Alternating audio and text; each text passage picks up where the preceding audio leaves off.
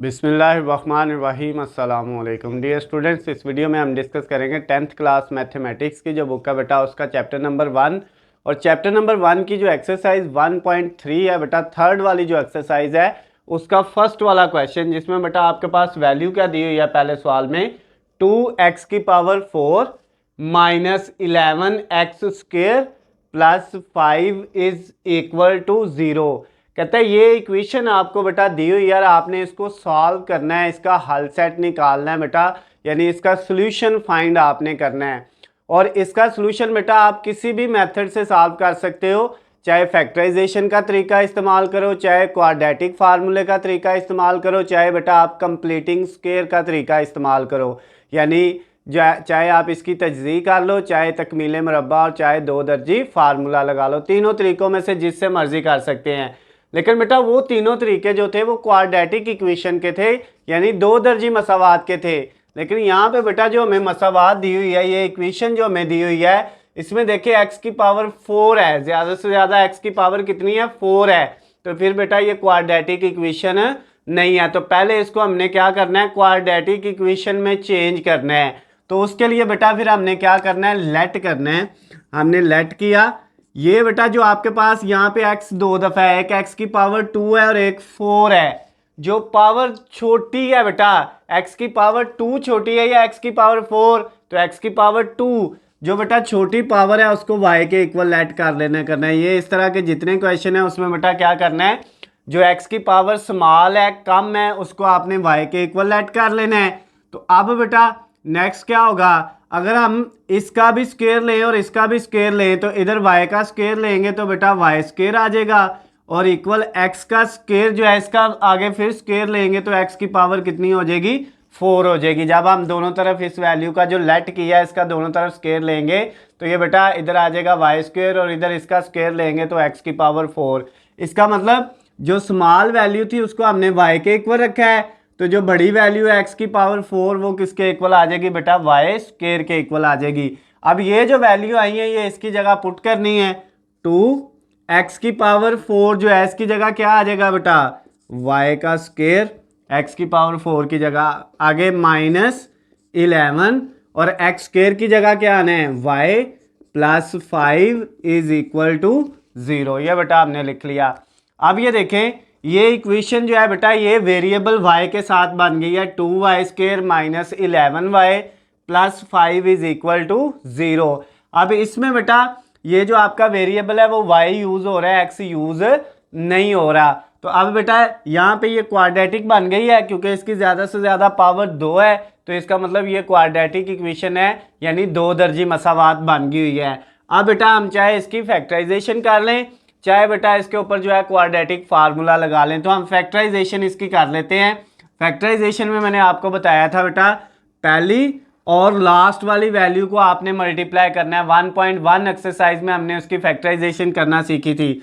तो 2 को 5 से मल्टीप्लाई करेंगे तो कितना आएगा बेटा 10 आएगा। अब इसकी जगह आपने वो दो वैल्यूज लिखनी है जिनको मल्टीप्लाई करें तो प्लस का 10 आए, जो इनको करके आया है, और प्लस माइनस करें तो सेंटर वाला ये माइनस का 11 आना चाहिए।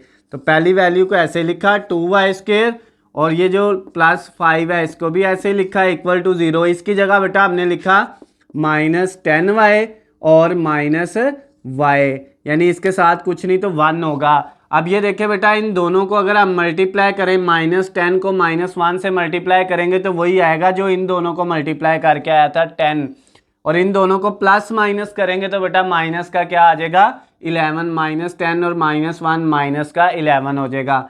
अब पहली दोनों में से क्या कॉमन आ रहा है, 2 भी कॉमन आ रहा है और y भी कॉमन आ रहा है, 2y कॉमन आ रहा है।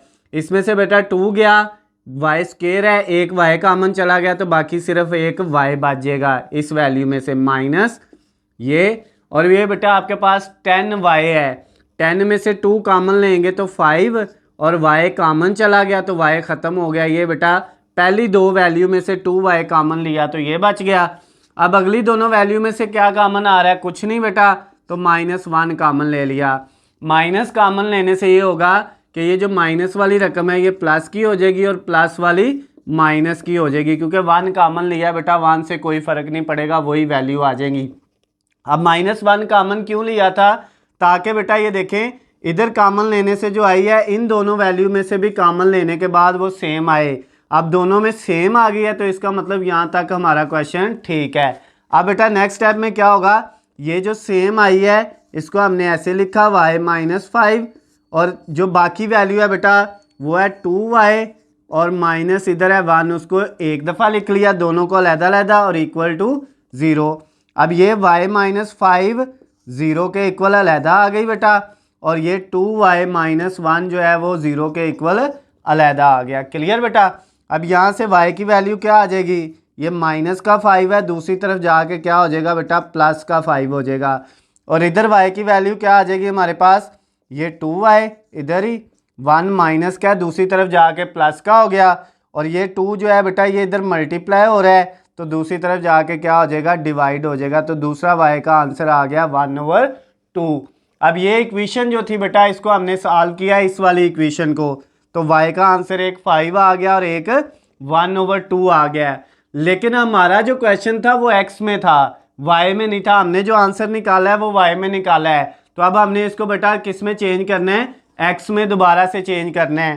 पहली y की वैल्यू कितनी आई है बेटा 5 और दूसरी y की वैल्यू बेटा कितनी आई है हमारे पास 1/2। अब ये देखें आपने क्या करना है बेटा, y की जगह वापस x की वैल्यू रखनी है। तो y किसके इक्वल था, एक्स स्क्वायर के। जहाँ पे y है बेटा वहाँ पे हमने क्या पुट कर दिया, x square is equal to 5। इधर भी y की जगह बेटा क्या पुट कर दिया, x square is equal to 1/2। Clear होगी बात बेटा। अब ये दरमियान में कॉमा लगा लें या लाइन लगा लें, इससे कोई फ़र्क नहीं पड़ता है। अब बेटा ये एक्स स्क्वायर जो है इसका स्क्वायर ख़त्म करने के लिए हमने ऊपर स्क्वायर रूट यानी जज़र ले लिया, तो इस साइड पे भी क्या करना पड़ेगा, स्क्वायर रूट यानी कि जज़र लेना पड़ेगा।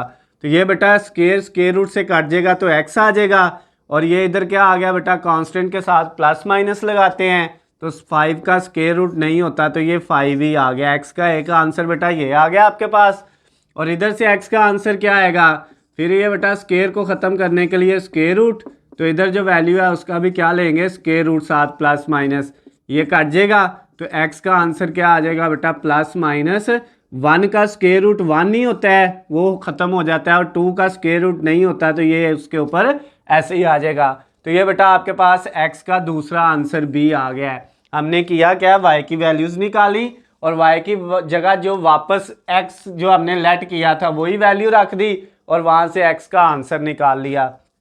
अब बेटा जो आपका सोल्यूशन सेट है वो क्या आ गया है, एक आ गया प्लस माइनस स्क्वायर रूट 5 और दूसरी वैल्यू आई है प्लस माइनस 1/√2। तो ये बेटा इसके साथ ही आपकी जो एक्सरसाइज थी 1.3 chapter number 1 10th class mathematics का, उस एक्सरसाइज का बेटा क्वेश्चन नंबर 1 जो था 1.3 का वो कंप्लीट हो गया। आपके सामने स्क्रीन पे आपको नज़र आ रहा है। अगर बेटा इस क्वेश्चन में किसी भी पॉइंट से कोई भी आपको मसला हो, कोई चीज़ समझ ना आई हो, तो नीचे स्क्रीन पे आपको मेरा नंबर नज़र आ रहा है, आप मुझे कॉल करके मैसेज करके या कमेंट्स में मुझसे पूछ सकते हैं। उसके अलावा बेटा अगर आपको किसी भी सब्जेक्ट के हलशुदा नोट्स, गेस्ट पेपर या पेपर पेयरिंग स्कीम चाहिए तो उनका लिंक नीचे डिस्क्रिप्शन में दिया हुआ है, वहाँ से जाके आप डाउनलोड कर सकते हैं। वीडियो पसंद आए तो इसको ज़्यादा से ज़्यादा लाइक और शेयर करना है और चैनल को सब्सक्राइब कर लेना है ताकि आपको हमारी आने वाली तमाम नई वीडियो अपडेट बआसानी मिल सके। अल्लाह हाफिज़, खुश रहें।